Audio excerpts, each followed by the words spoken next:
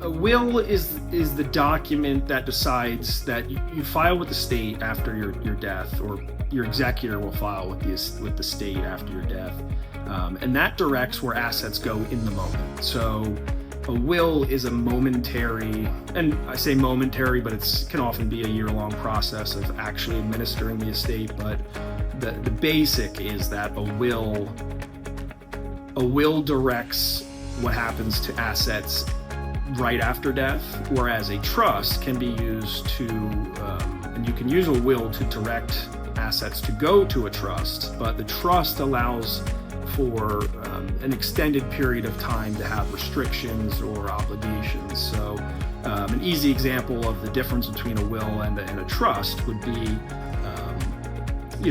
my will says that Joe Smith will get $100,000.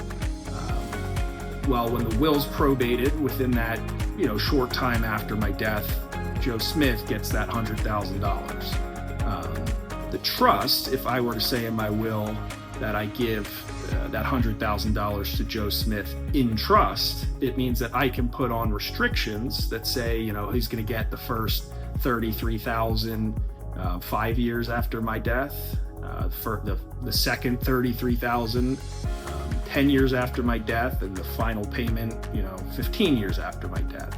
And these are things that and trusts are there's a whole universe of trusts. There's different kinds. There's ones for real estate, there's ones for children with special needs, to make sure that they don't get their inheritance does not kick them off of any kind of government assistance.